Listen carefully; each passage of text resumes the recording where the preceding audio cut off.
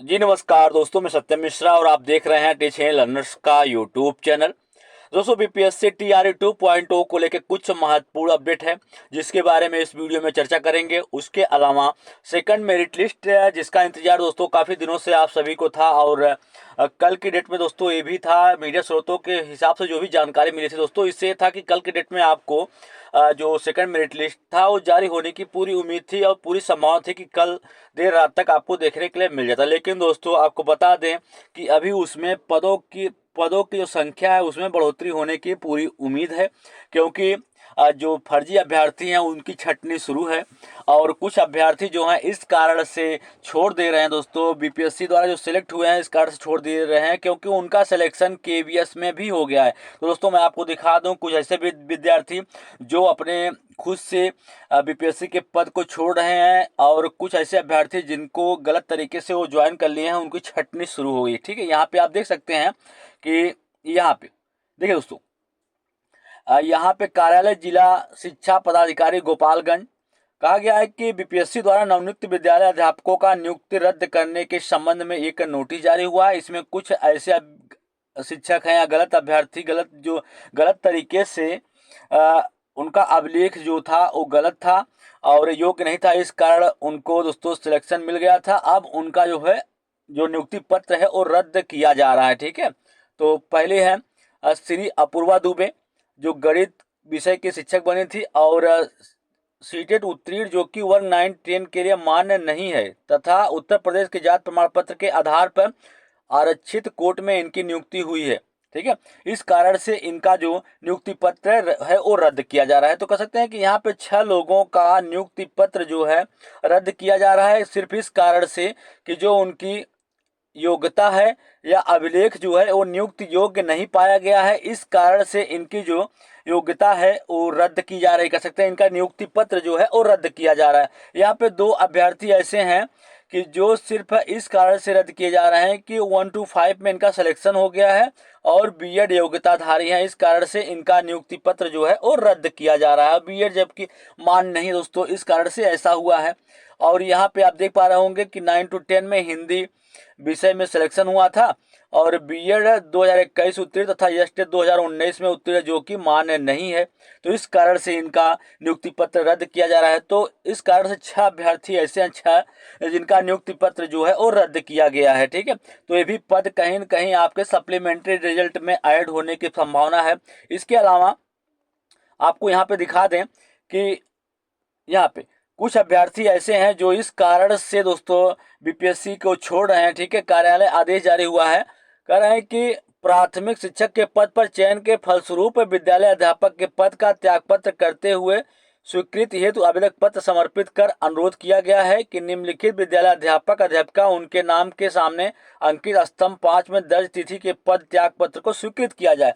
देखिए यहाँ पे 4 विद्यार्थी ऐसे हैं जिनका बीपीएससी में भी सिलेक्शन हुआ था, फिर उसके बाद इनका केवीएस में सिलेक्शन हो गया, तो सिर्फ इस कारण से अपना जो बीपीएससी का पद है उसको छोड़ रहे हैं। तो 4 पद दोस्तों यहाँ से भी रिक्त हो रहे हैं। ये भी पद कहीं न कहीं आपके सप्लीमेंट्री रिजल्ट में ऐड होने की पूरी संभावना है। दोस्तों अभी छंटनी शुरू है और छंटनी जब कंप्लीट हो जाएगी हो सकता है और ये सारे पद जो छंटनी के फलस्वरूप आपको मिलेंगे ये आपके सप्लीमेंट्री रिजल्ट में कहीं न कहीं ऐड होंगे। ठीक है, इसके बाद आपको बता दें कि बीपीएससी के जो चेयरमैन है दोस्तों उनके द्वारा एडमिट कार्ड को लेके एक महत्वपूर्ण अपडेट दिया गया है। कहा गया है कि देखिए corrections in TRE 2 point admit cards have been allowed till 6 December. कहा गया है कि जो आपके एडमिट कार्ड में जो बच्चे इस चीज को लेके परेशान थे कि जो फोटो है वो गलत अपलोड हो गया है या गलत फोटो आ रहा है, तो उनको संशोधन करने का एक मौका दिया गया है जो कि 6 दिसंबर तक, आज दोस्तों 5 है, आज से आप 6 दिसंबर तक उसमें संशोधन कर सकते हैं। ठीक है, कहा गया है कि candidate should note that there will be more stringent biometric checking before entry which will be take more time, so they are advised to reach their center well in advance and carry one extra copy of admit card। कहा गया दोस्तों इस बार जो biometric checking है वो बहुत ही कड़ाई के साथ होगी और कह सकते हैं कि बहुत ज़्यादा चेकिंग होगी, इसलिए अभ्यर्थियों को सलाह दिया जाता है कि वे समय से अपने सेंटर पर पहुंचे और ये भी सलाह दिया जाता है कि अभ्यर्थी जो है अपने एडमिट कार्ड का एक एक्स्ट्रा कॉपी अपने साथ जरूर लेके जाएं। ठीक है, ये तो रहा बीपीएससी के चेयरमैन के द्वारा अपडेट। और आपको बता दें दोस्तों कि यहाँ पे एक घोषणा पत्र भी है, इस घोषणा पत्र को भी आपको अपने साथ ले जाना अनिवार्य है। अगर आप इसको नहीं ले जाते हैं तो आप प्रवेश नहीं कर पाएंगे या आपको बाहर कर दिया जाएगा। ठीक है, तो दोस्तों एक घोषणा पत्र किस स्थिति में आपको ले जाना है उसके बारे में भी यहाँ पे मैं आपको बताऊंगा। तो सबसे पहले आपको देख लेते हैं कि जो बीपीएससी की तरफ से नोटिस जारी हुआ है एडमिट कार्ड को लेके, उसके बारे में यहाँ पे मैं आपको बता दूं। तो सबसे पहले दोस्तों यहाँ पे बिहार लोक सेवा आयोग के द्वारा एक नोटिस है जिसमें कहा गया है कि ई एडमिट कार्ड में अद्यतन फोटो अपलोड करते समय गलत फोटो अपलोड होने के कारण ई एडमिट कार्ड द्वितीय फोटो अन्य व्यक्ति का फोटो दर्ज हो गया है। अतः ऐसे अभ्यर्थियों को गलत फोटो एडिट कर सही फोटो दोबारा अपलोड करने के लिए अंतिम अवसर प्रदान करते हुए डैशबोर्ड पर दिनांक 5/12 से 6/12/2023 तक फोटो अपलोड करने की सुविधा प्रदान की जाएगी। कहने का मतलब है कि अगर गलत फोटो आ रहा है तो आपको एक मौका दिया गया है कि आप उसमें सुधार कर लीजिए। उसके लिए जो आपकी विंडो है वो 5 तारीख से ओपन होगी, 5 से लेकर 6 तारीख तक आप उसमें सुधार कर सकते हैं। ठीक है, आगे है, चलिए दोस्तों यहाँ पे आगे आप देख लीजिए। कह रहा है कि सुधार के लिए दिए गए उक्त तिथियों के बाद यदि कतिपय अभ्यर्थी के द्वारा अपलोड फोटो सुधार करने की तिथि समाप्त हो जाती है, उसके बाद यदि अपलोड फोटो या हस्ताक्षर का इमेज स्पष्ट नहीं आ रहा है, अपठनीय है, अन्य व्यक्ति इत्यादि का रह जाता है, तो वैसे अभ्यर्थी निम्नलिखित कागजात या साक्ष्य परीक्षा की निर्धारित तिथि को संबंधित परीक्षा केंद्र को समर्पित करना सुनिश्चित करें। यहाँ पे दोस्तों आपको बताया गया, जो अभी मैंने आपको दिखाया कि जो घोषणा पत्र यहाँ पे दिया गया है उस घोषणा पत्र में आपको फोटो चिपकाना है। चलिए यहाँ पे मैं आपको दिखा दूं, ये घोषणा पत्र है दोस्तों। इसमें आपको करना क्या है, मैं आपका नाम, आपके पति या पिता का नाम, यहाँ पे आपका जो रजिस्ट्रेशन संख्या है वो, और आपका जो रोल नंबर है यहाँ पे आप लिखेंगे। उसके बाद सारी चीज़ें दोस्तों आप पढ़ लेंगे सही तरीके से। अब यहाँ नीचे जाएंगे, एक आप यहाँ पे अपना जो फोटो है उसको चिपका लेंगे।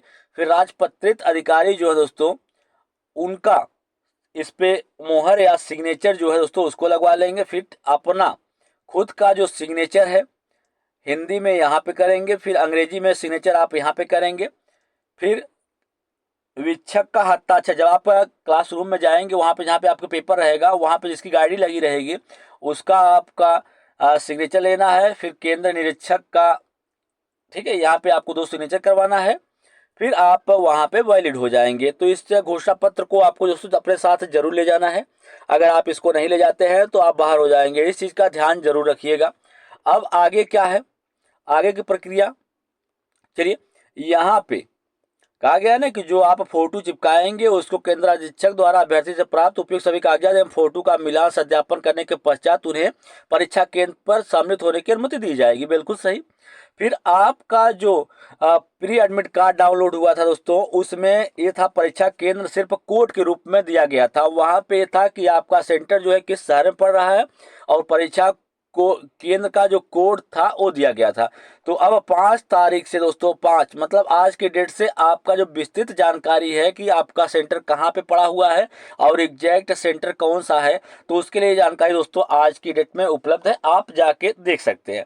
आगे वर्ग 6 to 8 एवं 9 to 10 वैसे अभ्यर्थी जिन्होंने सामाजिक विज्ञान विषय का चयन किया है वे इतिहास, भूगोल, शास्त्र एवं राजनीतिक शास्त्र में से किन्हीं 2 विषयों का चयन करने में त्रुटि किया है तो उन्हें त्रुटि निराकरण हेतु अंतिम अवसर प्रदान किया। अगर उनके द्वारा गलती हो गई है, उन्होंने इतिहास, भूगोल या अर्थशास्त्र या नागरिक शास्त्र इसमें से कोई 2 विषय, जैसे दोस्तों इतिहास अनिवार्य है या भूगोल अनिवार्य है, इसमें से अगर कोई नहीं लिया है तो उसको त्रुटि सुधार करने का एक अंतिम मौका दिया गया है। वे भी अपनी त्रुटि जो है उसको सुधार कर सकते हैं। आगे कहा गया है कि अभ्यर्थियों को परीक्षा प्रारंभ होने के 1 घंटा पूर्व तक ही परीक्षा केंद्र में प्रवेश की अनुमति दी जाएगी, अर्थात 1 घंटा पूर्व प्रवेश जो है वो बंद कर दिया जाएगा। ठीक है, परीक्षार्थी जो है वे समय से पहुँचे, नहीं तो वे परीक्षा से वंचित रह जाएंगे। दोस्तों जाहिर सी बात है, अगर आप एग्जाम में लेट हो जाएंगे तो आप बाहर हो जाएंगे। ठीक है, आप खुद देखे होंगे कि ऐसे सीटेट के पेपर में या जो आपके बिहार में परीक्षा कंडक्ट हुई है बीपीएससी की, उसमें आप देखे हो कुछ अभ्यर्थी जो है सिर्फ 10 मिनट या 5 मिनट लेट हो गए थे, तो उनको परीक्षा में शामिल होने का जो मौका था वो नहीं दिया गया था। तो इस चीज़ का आपको ध्यान रखना है।